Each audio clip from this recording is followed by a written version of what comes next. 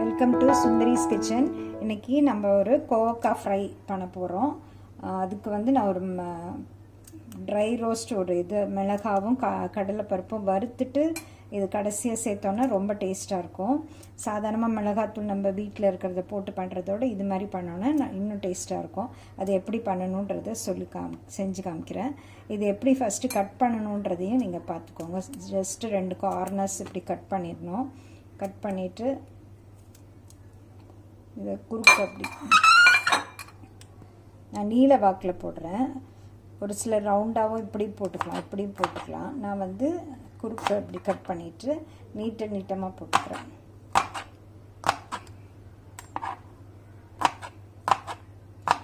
இதே மாதிரி எல்லாத்தையும் நம்ம ஃபஸ்ட்டு கழுவிட்டு அதுக்கப்புறமா இப்படி நீல வாக்கில் கட் பண்ணிக்கலாம். இது வந்து சுகர் பேஷண்ட்டுக்கு ரொம்ப நல்லது. இந்த வெஜிடபிள் சாதாரணமாக எல்லாருமே சாப்பிடலாம். மோஸ்ட்லி இதை அவாய்ட் பண்ணுவாங்க எல்லாம் இதான், ஆனால் ரொம்ப நல்லது உடம்புக்கு. இந்த மாதிரி எல்லா வெஜிடபிள்ஸையும் இது மாதிரி கட் பண்ணிட்டு வந்துடுறேன் நான். இப்போ நம்ம கோவக்காவை இப்படி நீட்டமாக கட் பண்ணி ரெடியாக வச்சிட்டோம். இப்போ அதுக்கு ஒரு பவுடர் அரைக்கணும். அது நம்ம என்னன்னு பார்க்கலாம். இதில் கடாயில் வந்து ஒரு 1.5 ஸ்பூன் கடலை எண்ணெய் ஊற்றிருக்கேன். ஒரு 1.5 ஸ்பூன் கடலைப்பருப்பு,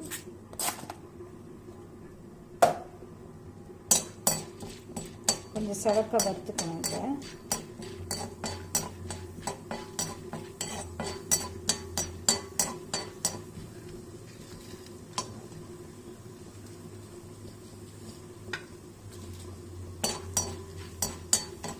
இந்த கலர் சேஞ்ச் ஆகிற டைமில் ஒரு 4 காஞ்ச மிளகாய்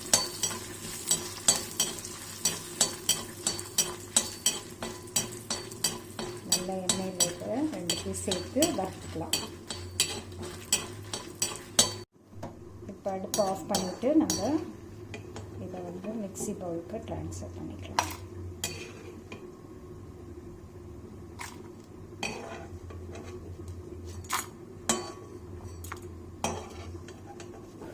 இப்போ பார்த்திங்கன்னா எப்படி குறைன்னு அரைச்சிருக்கேன் பாருங்கள். இப்படி இருக்கணும். இது லாஸ்ட்டாக தான் நம்ம இறக்குற ஸ்டேஜில் தான் இது தூவ போகிறோம். இந்த மாதிரி கொஞ்சம் குறைன்னு இருக்கணும். திரும்ப அதே கடாயில் நான் ஒரு 2 ஸ்பூனு கடலை எண்ணெய் ஊற்றிருக்கேன். தாளிச்சிடலாம் நம்ம கோவக்காவை.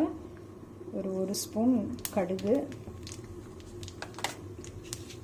பொரிஞ்சோடனே ஒரு 1 ஸ்பூன் உளுத்தம்பருப்பு நல்லா பொரியட்டும். உளுத்தம்பருப்பு லைட்டாக சவக்கணும்.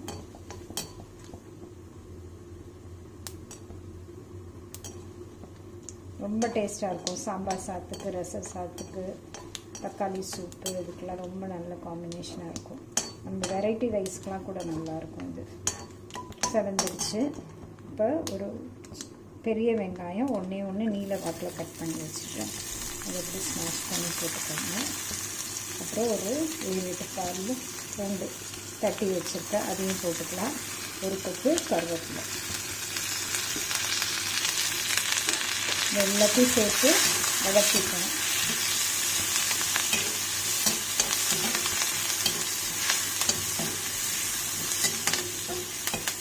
வெங்காயம் நல்லா வதங்கணும்.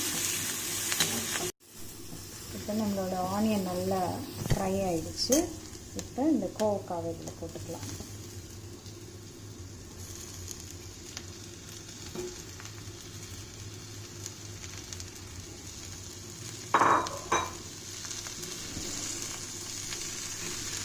கொஞ்சம் வதக்கிக்கலாம். இதை நல்லா கலந்து விட்டுடலாம்.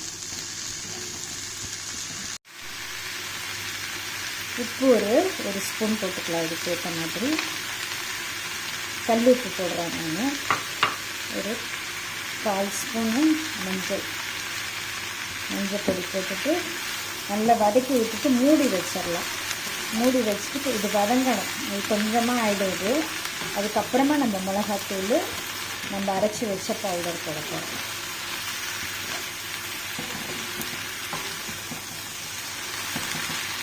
இது வதக்கிட்டு தண்ணி எல்லாம் ஊற்றக்கூடாது. இது அந்த தண்ணி விட்டு அந்த ஆவிலே அது வெந்துடும். நல்லா ஃப்ரை பண்ணி தான் நம்ம எடுக்க போகிறோம். அதனால் வாட்டர் எதுவும் ஆட் பண்ணக்கூடாது. இதுக்கு அப்படியே சிம்மில் வச்சே தான் இதை செய்யணும்.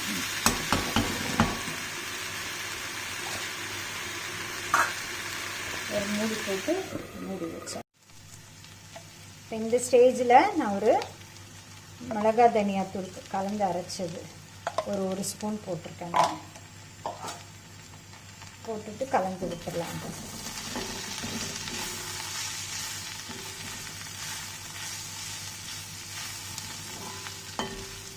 கலந்துட்டு ஒரு 5 நிமிஷம் மூடி போட்டு வேக வச்சிடலாம்.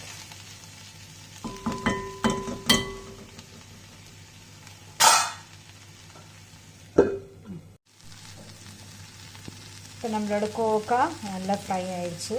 இப்போ இந்த ஸ்டேஜில் தான் நம்ம வறுத்து அரைச்ச பொடியை போட போகிறோம்.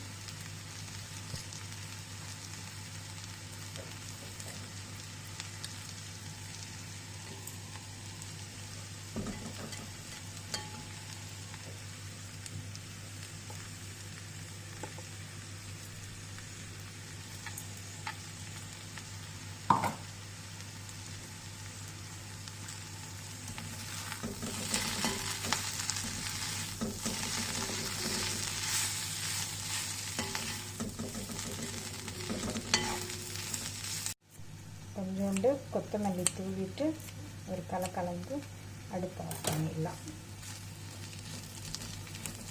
நல்லா கலந்து விட்டுருங்க கொத்தமல்லி தூவிட்டு. நம்மளோட சூப்பரான கோவக்காய் ஃப்ரை ரெடி ஆயிடுச்சு. இதே மாதிரி பண்ணி பாருங்கள். பண்ணி பார்த்துட்டு உங்களோட கமெண்ட்ஸ் அண்ட் ஃபீட்பேக் கொடுங்க. என்னோட சேனலில் லைக் பண்ணுங்கள், ஷேர் பண்ணுங்கள், சப்ஸ்கிரைப் பண்ணுங்கள். தேங்க்ஸ் ஃபார் வாட்சிங்.